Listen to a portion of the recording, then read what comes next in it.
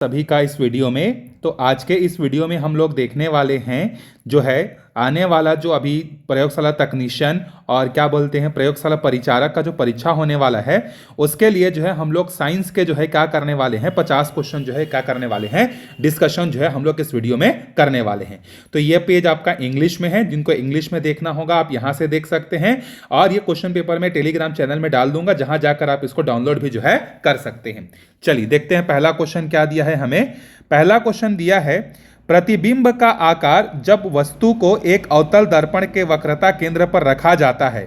मतलब अगर इस तरीके से हमारे पास एक अवतल दर्पण है और ये इसका जो है वक्रता केंद्र है, अगर वस्तु को यहाँ पर रखेंगे तो इसका जो फोटो है ये कहाँ पर बनेगा ये आपसे पूछा जा रहा है। ठीक है, तो अगर हम लोग क्या करते हैं किसी भी वस्तु को जो है अगर उसके वक्रता केंद्र पर रखते हैं तो उसका जो चित्र है तो यह वस्तु के आकार के समान का ही क्या बनता है, वहीं पर जो है उसी के आकार का उसी के नीचे जो है बनता है। तो अगर ये आपका सेंटर ऑफ कर्वेचर यहीं पर रखेंगे तो इसका इमेज क्या होगा, इसी के जस्ट नीचे जो है उल्टा जो है यहाँ पर बनेगा। तो बी जो है इसका क्या हो जाएगा, सही उत्तर हो जाएगा।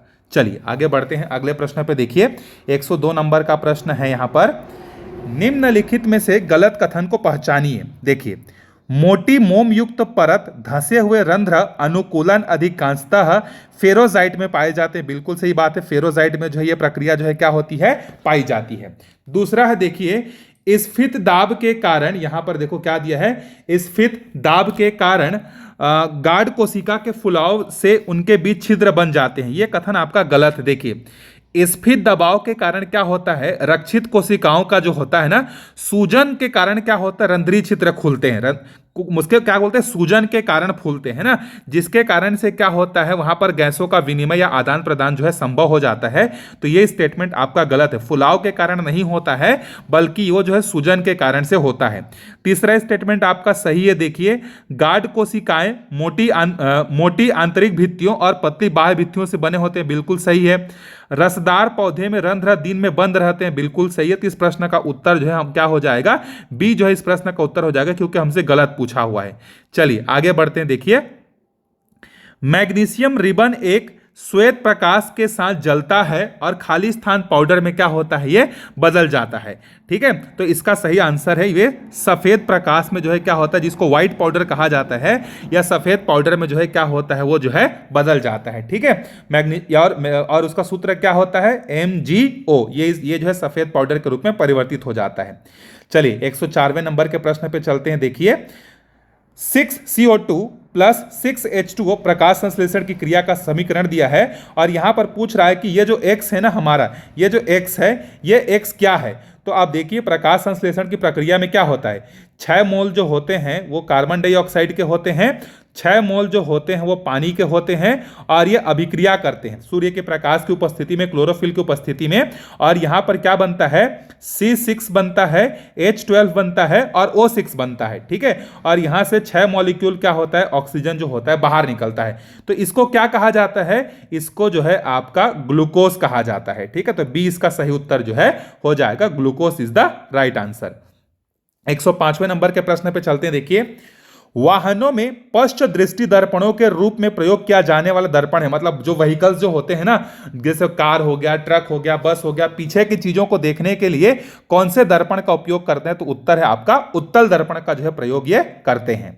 चलिए आगे बढ़ते हैं अगले प्रश्न पे। देखिए यह काम अभिग्राहक रिसेप्टर का है। कौन सा काम अभिग्राहक रिसेप्टर का है, मतलब हमारे जीभ में जो रिसेप्टर्स होते हैं वो स्वाद का पता लगाने के लिए जो है रहते हैं। जीभ, कोई भी चीज हम लोग खाते हैं तो हमें खट्टा, मीठा, तीखा लगता है ना, वो जीभ में पता चलता है। कैसे पता चलता है, इन्हीं अभिग्राहक रिसेप्टरों के द्वारा जो है पता चलता है। 107वें नंबर के प्रश्न पे आते हैं। देखिए खाली स्थान जल के साथ तेजी से क्रिया करके क्या होता है, अभिक्रिया करके बुझा हुआ चूना बनाता है। कौन बनाता है, जल्दी से अभिक्रिया करके जो है आपका कैल्शियम ऑक्साइड जो होता है वो क्या करता है, जल्दी से अभिक्रिया करके जो है वो बनाता है। चलिए आगे बढ़ते हैं। संगमरमर का सूत्र क्या होता है, तो कैल्शियम कार्बोनेट को ही तो हम लोग क्या बोलते हैं, संगमरमर जो है हम लोग बोलते हैं। चलिए 109वें नंबर के प्रश्न पे आते हैं। देखिए निम्नलिखित में से किसका पूर्ण अपवर्तनांक मान उच्च होता है? मतलब रिफ्रैक्टिव इंडेक्स किसका सबसे ज्यादा होता है? हीरे का रिफ्रैक्टिव इंडेक्स जो है सबसे ज्यादा होता है 2.42 जो है ये सबसे ज्यादा जो है होता है। और जो कांच है, कांच का कितना होता है? कांच का 1.5 होता है। ठीक है, रिफ्रैक्टिव इंडेक्स जिसको हम लोग हिंदी में जो है अपवर्तनांक बोलते हैं, इसका सूत्र क्या होता है? तो प्रकाश की गति, जो निर्वात में प्रकाश की गति, निर्वात में प्रकाश की गति बटे में किसी माध्यम में प्रकाश की गति, माध्यम में प्रकाश की गति, जिसको म्यू से जो है दर्शाते हैं। ठीक है, तो म्यू का फॉर्मूला क्या होता है? Speed of light in vacuum upon speed of light in any medium, ये जो है आपका सूत्र होता है। ठीक है, तो इसका आंसर डी हो जाएगा। 110वें नंबर के प्रश्न पे चलते हैं। देखिए, रंध्रीय गाढ़ कोशिकाएं क्या होती हैं? तो रंध्रीय गाढ़ कोशिकाएं जो होती हैं ये आपका त्वचीय ऊतक का एक प्रकार जो है होती हैं। चलिए आगे बढ़ते हैं। देखिए 111वें नंबर के प्रश्न पर, प्राकृतिक गैस का जलना खाली स्थान अभिक्रिया का उदाहरण है। जब प्राकृतिक गैस जलती है तो वहां से उष्मा बाहर निकलती है, जिसको हम लोग कहते हैं एक्सोथर्मिक या उष्मो उत्सर्जी जो है कहा जाता है। ठीक है, एक्सोथर्मिक मतलब अभिक्रिया जब होती है तो वहां से उष्मा बाहर निकलती है। उष्मा अवशोषी मतलब क्या होता है? अभिक्रिया के दौरान उष्मा का अवशोषण होता है। तो जब प्राकृतिक गैसों को जलाया जाता है तो उष्मा बाहर निकलती है, इसीलिए इसका उत्तर जो है ए जो है इसका उत्तर हो जाएगा। चलिए बढ़ते हैं आगे प्रश्न पर। 112वें नंबर के प्रश्न पर देखिए, फेरस सल्फेट गर्म करने पर Fe2O3 SO2 और किसमें टूटता है? तो उत्तर है ये आपका टूटेगा किसमें? आपका SO2 में जो है क्या होता है? ये टूटता है। ठीक है, तो इसका सही आंसर हो जाएगा SO3। अब इसका अभिक्रिया अगर हम लोग देखें तो क्या होता है? देखिए, अगर हम लोग यहां पर FeSO4, ठीक है, फेरस सल्फेट का फॉर्मूला हो जाएगा FeSO4। जब इसको हम लोग अभिक्रिया कराएंगे तो ये क्या बनेगा? Fe2O3 प्लस SO2 और यहां पर बनेगा प्लस SO3। रिएक्शन को बैलेंस करने के लिए यहां हमें दो मॉलिक्यूल FeSO4 लेना पड़ेगा। तो अब यहां पर देखो क्या बना? सल्फर डाइऑक्साइड और सल्फर ट्राइऑक्साइड बना। तो सल्फर डाइऑक्साइड तो ऑलरेडी दिया है, तो सल्फर ट्राइऑक्साइड SO3 जो है इसका सही आंसर हो जाएगा 112 का। चलिए फिर से इंग्लिश में आपको दिया, देखिए अब हिंदी में चलते हैं। एक अवतल लेंस की फोकस दूरी 30 सेंटीमीटर है। वस्तु को लेंस से कितनी दूरी पर रखना चाहिए कि प्रतिबिंब 20 सेंटीमीटर की दूरी पर बने? अब देखो यहां पर लेंस कौन सा दिया है? अवतल लेंस दिया है। ठीक है, अवतल लेंस का जो फोकल लेंथ दिया है वो 30 है। तो अवतल का फोकल लेंथ कितना होता है? हमारा ऋण में होता है, तो ऋण 30 सेंटीमीटर हो जाएगा। ठीक है, हमें पूछा है, अब यहां पर देखो वस्तु को कितना दूर हम लोग रखें, मतलब u का मान हमसे पूछा है, और प्रतिबिंब कहां पर बन रहा है? देखिए 20 सेंटीमीटर पर, तो ये भी क्या होगा? हमारा ऋणात्मक हो जाएगा। तो f का मान भी ऋणात्मक हो जाएगा, v का मान भी क्या हो जाएगा? ऋणात्मक हो जाएगा। अब याद करिए लेंस का सूत्र क्या होता है? लेंस का सूत्र होता है 1/f बराबर 1/v माइनस 1/u होता है। तो यहां पर रखेंगे तो ये हो जाएगा 1/30 और ये हो जाएगा 1/20 और ये हो जाएगा 1/u। अब इसके बाद देखो हल करेंगे तो यहां पर जो हमारे पास 1/30 है, वो जो 20 वाला था वो यहां आके क्या हो जाएगा? धन 1/20 बराबर 1/u हो जाएगा। ठीक है, ये आपका u होगा। अब इन दोनों का लघुत्तम लेंगे तो कितना हो जाएगा? 60 हो जाएगा। यहां आएगा 2, यहां आएगा धन 3 और ये हो जाएगा 1/u। ठीक है, तो यहां पर जो है 1/60 आएगा जो कि 1/u के बराबर है। मतलब इसका उल्टा करेंगे तो u का मान कितना आ जाएगा? 60 जो है इसका मान आ जाएगा। ठीक है, तो इसका सही उत्तर क्या हो जाएगा? 60 जो है हो जाएगा और ऋण में आएगा। ऋण में आएगा मतलब ये क्या है? आपका लेंस के हम लोग सामने रखेंगे, पीछे नहीं रखेंगे। आपको यहां पर जो है मतलब चिन्ह परिपाटी आपको मालूम होगा कि लेंस के सामने का चिन्ह होता है ऋणात्मक होता है, जहां से प्रकाश आती है, और जहां जाती हो धनात्मक होता है। तो यहां पर ऋण 1/u आएगा और इसका उत्तर भी ऋण 1/60 आएगा, सॉरी धन 1/7 आएगा। ठीक है, मतलब कहने का यह देखिए ऋण 1/u बराबर आएगा 1/60। दोनों पक्षों का व्युत्क्रम करने पर हमें मिलेगा ऋण u बराबर 60। तो यहां से u बराबर कितना आएगा? हमारा ऋण 60। तो ऋण 60 हमें यह बता रहा है कि हम लोग जो है उस लेंस के सामने में क्या करेंगे? वस्तु को रखेंगे, क्योंकि इधर के चिन्ह क्या होते हैं? ऋणात्मक, और इधर के चिन्ह क्या होते हैं? धनात्मक। ऊपर के चिन्ह भी धनात्मक और नीचे के चिन्ह क्या होते हैं? ऋणात्मक। यह चिन्ह परिपाटी का नियम है। ठीक है, तो इसीलिए इसका सही उत्तर क्या हो जाएगा? आपका 60 सेंटीमीटर जो है इसका सही उत्तर हो जाएगा। चलिए 114 नंबर के प्रश्न पे चलते हैं। निम्नलिखित में से कौन सा प्रकाश संश्लेषण के दौरान नहीं होता है? ऑक्सीजन का उपयोग जो है प्रकाश संश्लेषण के दौरान नहीं होता है, और कार्बन डाइऑक्साइड का होता है, जल का होता है, और हरित पौधों का प्रकाश अवशोषण भी होता है। ऑक्सीजन तो प्रकाश संश्लेषण की अभिक्रिया में बनता है, तो इसका उपयोग कैसे होगा? ये तो बनता है, ये बाहर निकलता है। चलिए आगे बढ़ते हैं 115 वाले प्रश्न पर। खाली स्थान उष्मीय अपघटन पर कैल्शियम ऑक्साइड और कार्बन डाइऑक्साइड बनता है, तो किसके अभिक्रिया में बनता है? देखिए बड़ा इजी है, ये आपका जो है 115 का सही उत्तर हो जाएगा चूना पत्थर। और चूना पत्थर का सूत्र क्या होता है? देखिए ये होता है आपका CaCO3। जब आप इसको गर्म करेंगे तो ये आपका बनेगा कार्बन ऑक्साइड, और यहाँ से कार्बन डाइऑक्साइड जो है यहाँ से बनेगा ये। ठीक है, चलिए आगे बढ़ते हैं। सोडियम जिंकेट का सूत्र क्या होता है? तो सोडियम जिंकेट का सूत्र होता है Na2ZnO2, ये इसका सूत्र होता है, डी इसका सही उत्तर हो जाएगा। 117 नंबर के प्रश्न पे चलते हैं। देखिए, एक नेत्र लेंस की फोकल लंबाई में परिवर्तन खाली स्थान की प्रक्रिया के द्वारा होता है। हमारी आंख के लेंस का छोटा होना, बड़ा होना, इसको कंट्रोल करने का काम कौन करता है? जो सिलियारी मांसपेशियां होती हैं ना, वो सिलियारी मांसपेशियां क्या करती हैं? लेंस के आकार में परिवर्तन जो है करती है। तभी तो हम लोग क्या करते हैं, तुरंत दूर की चीज को देखने के बाद तुरंत पास की चीज को हम लोग देख लेते हैं। अब तुरंत हमारे लेंस को एडजस्ट कौन करता है? एकदम फास्ट वे में सिलियारी मसल्स जो होते हैं वो क्या करते हैं? इसको जो है एडजस्ट करने का काम करते हैं। ठीक है, नहीं तो कैमरा में देखे होगे कि नहीं, दूर के वस्तु को फोकस करने के बाद पास के चीज को फोकस करने के लिए थोड़ा हमें एडजस्टमेंट करना पड़ता है, लेकिन हमारे आंख में ऐसा करने की जरूरत नहीं पड़ती है। हम तुरंत दूर की वस्तु को देखकर तुरंत पास की वस्तु को देख सकते हैं, और इसको जो है लेंस में जो है क्या होता है? चेंजेस होता है, और उस चेंजेस का कारण कौन होता है? सिलियारी मांसपेशियां जो है होती हैं। निम्नलिखित में से कौन सा जीव परपोषी पोषण द्वारा अपना भोजन प्राप्त करता है? परपोषी मतलब दूसरे के द्वारा बनाए गए भोजन को जाके खा लेता है, इसको क्या बोलते हैं? कसकुट्टा। और इसको हम लोग सामान्य भाषा में क्या बोलते हैं? इसको हम लोग अमर बेल जो है कहते हैं। अमर बेल है कि नहीं, देखोगे बेर पेड़ या किसी भी पेड़ में जब वो लिपटा रहता है तो अपना खाना खुद नहीं बनाता है, इसके पास रेडीमेड खाना बना हुआ रहता है। जिस पौधे से ये लिपटा हुआ रहता है उसी पौधे के खाने को क्या करता है? ये जो है लूट के खा लेता है। ठीक है, चलिए 119वें नंबर के प्रश्न पे चलते हैं। देखिए 119 नंबर का प्रश्न है, सभी धातु हाइड्रोजन कार्बोनेट अम्लों के साथ अभिक्रिया करके खाली स्थान देते हैं। तो खाली स्थान देते हैं तो यहां पर क्या अभिक्रिया करेंगे? देखो भाई यहां पर देंगे ये कार्बन डाइऑक्साइड जो है हमें ये देते हैं। एक बार अभिक्रिया को देखते हैं। देखिए हाइड्रोजन कार्बोनेट बोल रहे हैं, तो हम लोग एक काम करते हैं, सोडियम हाइड्रोजन कार्बोनेट को क्या करते हैं हम लोग? एक अम्ल हाइड्रोक्लोरिक एसिड के साथ अभिक्रिया कराते हैं।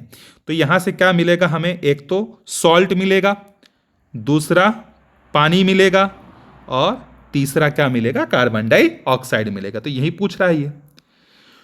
वर्षा जल का पीएच खाली स्थान से कम होता है तो उसे अम्ल वर्षा कहते हैं। अगर वह वर्षा जल का पीएच मान 6.5 से अगर कम हो जाता है तो 6.5 बोलता हूं, 5.6 से अगर कम हो जाता है, तो 5.6 से कम हो जाता है तो उसको हम लोग अम्ल वर्षा के नाम से जो है जानते हैं।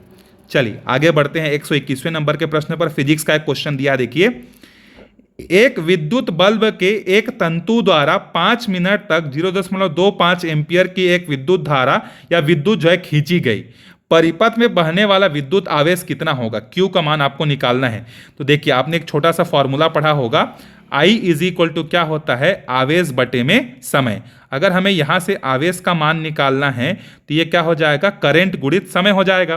तो करंट कितना है? देखो 0.25, और समय कितना है? 5 मिनट। तो हमें तो सेकंड में लेना है, तो 1 मिनट में कितना सेकंड होता है? 60। तो इससे हम लोग गुणा कर देंगे। तो इससे जब हम लोग गुणा करेंगे तो ये आएगा हमारा कितना? 6 पंचे 30, और ये हो जाएगा 75।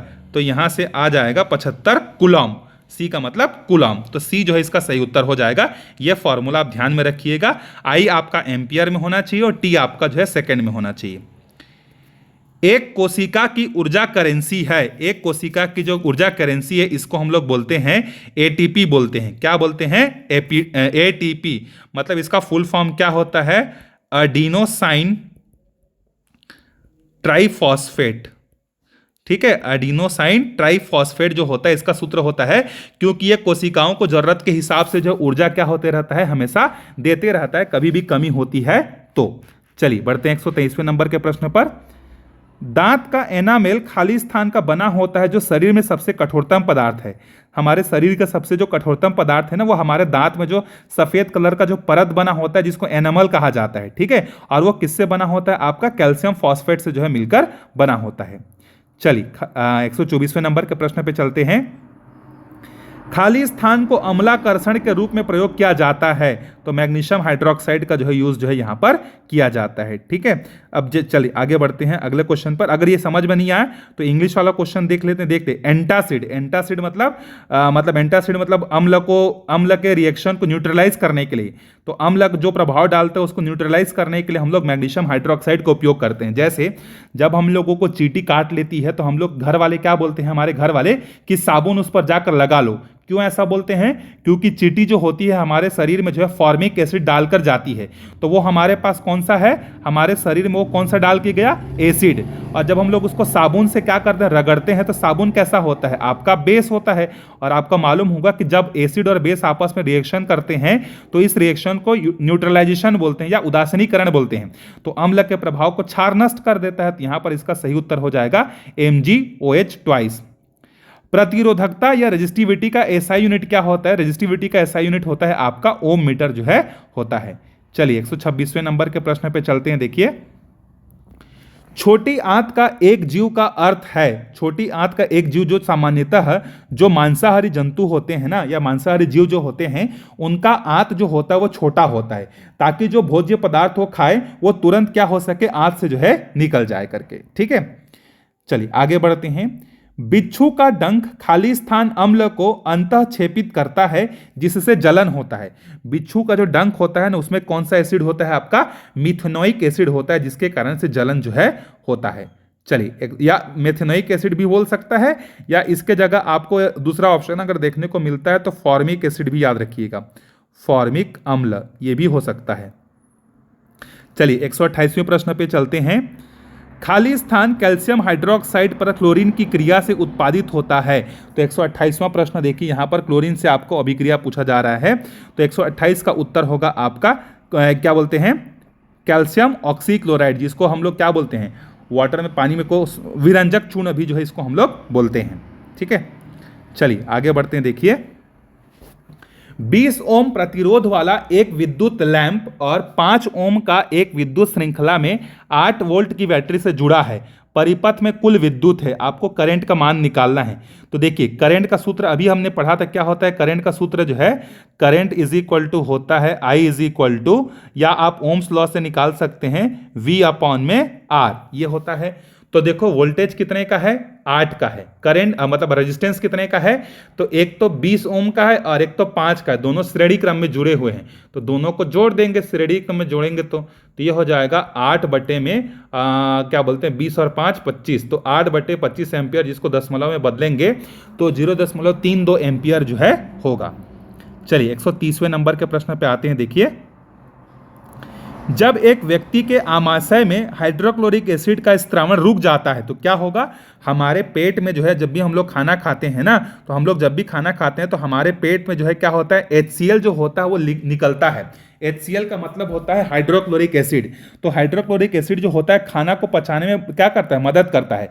लेकिन अगर इसका स्त्रावण रुक जाएगा तो जो प्रोटीन जो चीज़ें होती हैं उसका पाचन क्या होगा, हमारे लिए डिफिकल्ट हो जाएगा। प्रोटीन जैसे अंडा हो गया या कोई भी प्रोटीनियस चीज़ जिसमें होता है उसके पाचन में हमें क्या होगा, बहुत ज़्यादा डिफिकल्टी जो है होगा।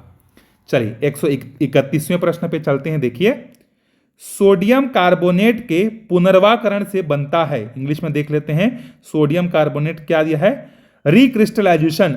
जब सोडियम का यहां पर क्या होता है, सोडियम कार्बोनेट का क्रिस्टलाइजेशन होता है तो यहां पर क्या बनता है, आपका धोने का सोडा या धावन सोडा जो है बनता है। 131 का डी हो जाएगा।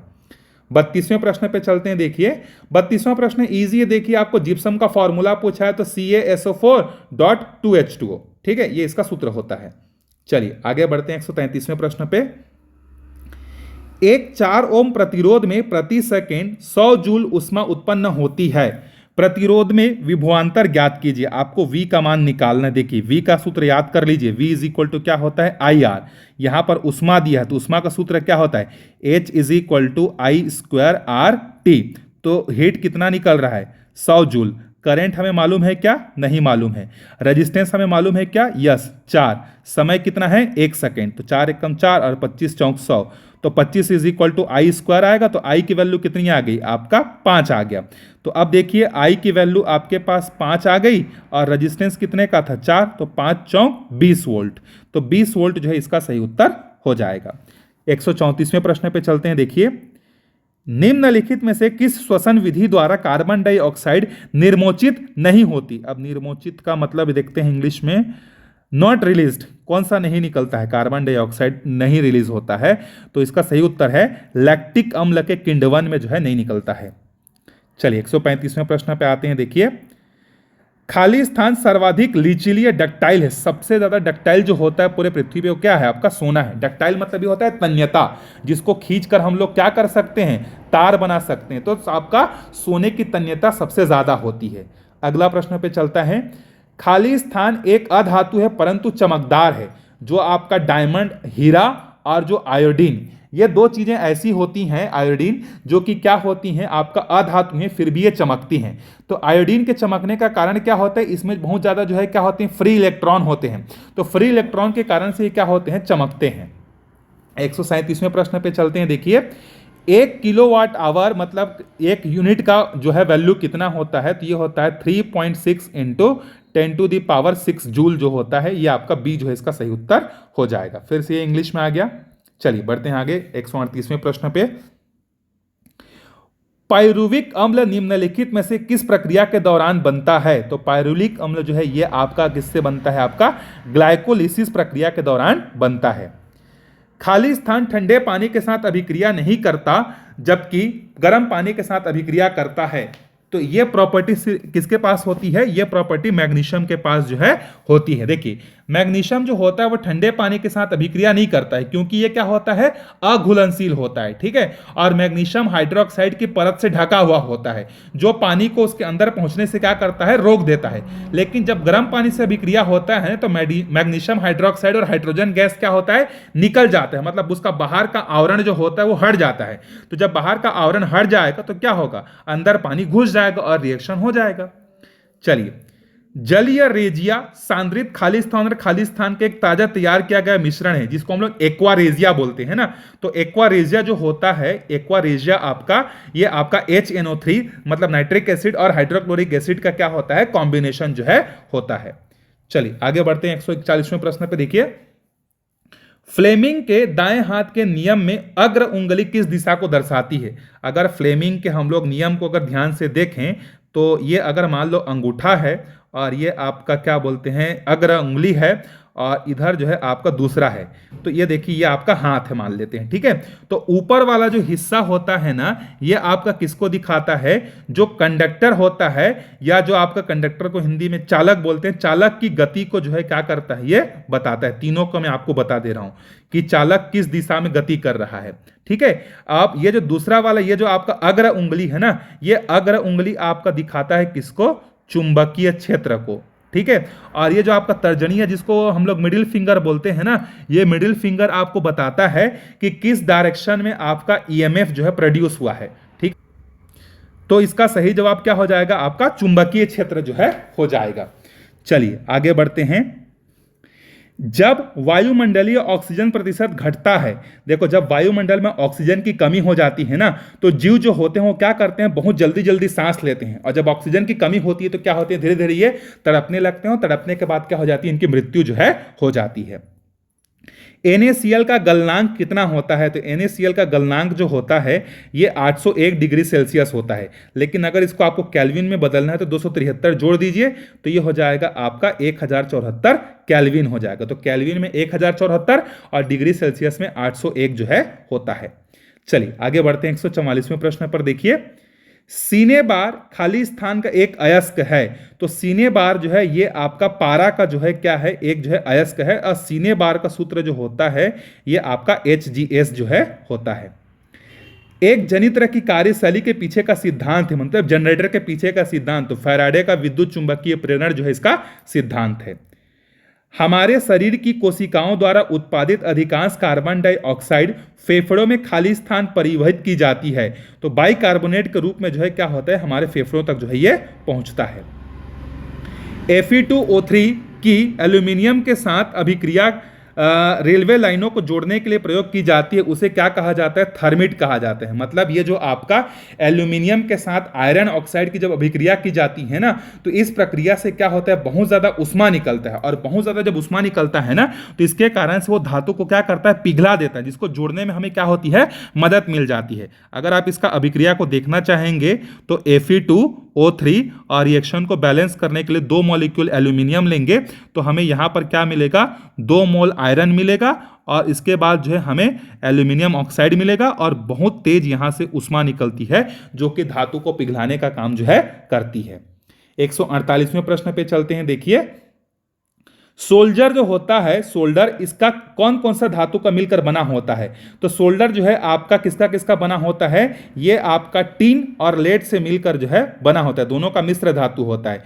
जो टीन होता है इसमें कितना प्रतिशत होता है, 63% टीन होता है, और 37% जो है क्या होता है, आपका लेड होता है।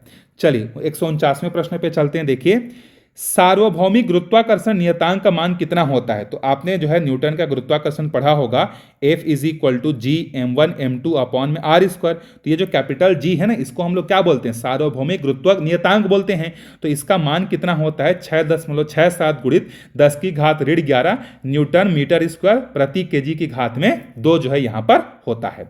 तो यहाँ पर इस वीडियो में हम लोग इतना ही क्वेश्चन को डिस्कशन करते हैं। नेक्स्ट वीडियो में फिर हम लोग क्या करेंगे, इसके बाद आगे के क्वेश्चन जो है आपके साथ डिस्कशन करेंगे। तब तक आप अच्छे से पढ़ते रहिए। Bye bye.